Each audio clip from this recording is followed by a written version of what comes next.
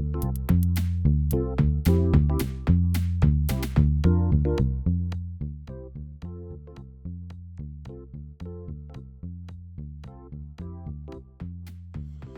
my name is Lina, and today I want to speak not just as a wife, just as a caregiver, because it's a different situation. Actually, being a wife is like, okay, but now I have a grouchy man who's having, like, hey, no, put attention, now I'm, in charge. You have to follow my instructions, because I'm the person who read the instructions, and you have to follow whatever I say. And I'm glad I did, and I'm glad he followed the instructions, because he's the proof, like, yes, they can follow us. As someone who lived through one of the most difficult and beautiful experiences, being next to a person who received a double lung heart transplant.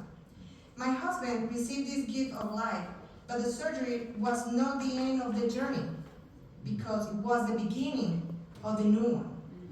That one comes with fears, uncertainty, and also a lot of hope.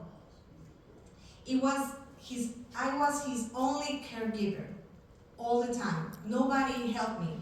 Actually, I'm from Colombia, and when we moved here, many things changed for us because we have a lot of plans, and that changed all our plans. You can't plan your life because you don't know what happened the day after. So I was ready to do a lot of things, and I want to just eat all the work, but I couldn't. So I had to stop my own life. I had to stop being a mother. I had to stop being a worker, and I had to stop my life for almost a year just to be focused on him, taking care of him.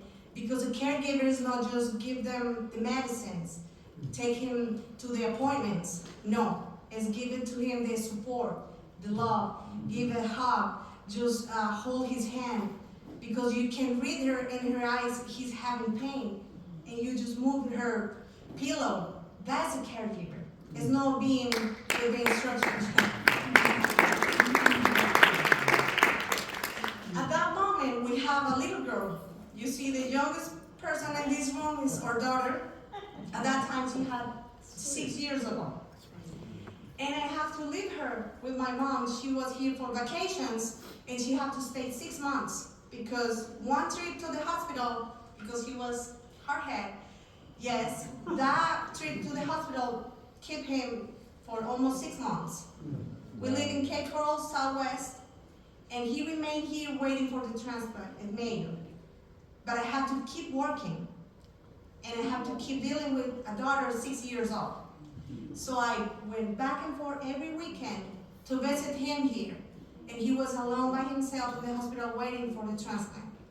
So it was hard for me, and I have to cry in silence because I don't want to worry him about all the situation, because the only worry that he needs is to heal by himself and be okay.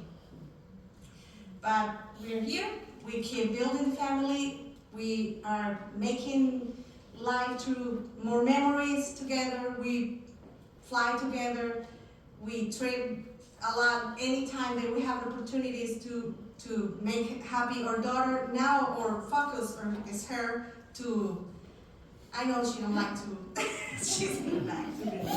Yes. So like I said, I had to stay strong for him, for her, even for myself, because I can be sick. I was the only person to taking care of him. So like I said, being a caregiver is harder, even to the people who have their own transplant. Her only worry is just heal. Our worry was medical bills, taking care of the daughter, taking care of ourselves, and trying to sleep well, and have the family still working, be a wife, mom, be everything at once, and you can. So were hard days, but something small happens when he stood up by himself, when he smiled, when he just said thank you for the first breakfast, that just made me feel everything is worth it, and we're still here. He's alive because someone made the choice to donate the organs. A family in the middle of their own pains gave us a new life. That gift didn't just save him, give our daughter an opportunity to have his daddy, to me to have my hubby, and to keep building our family. This is why I want to tell you, organ donation saves lives. It is a beautiful act of love, and taking care of someone after the transplant is also a gift, a quiet, powerful gift of love. And I'm doing again if I have to.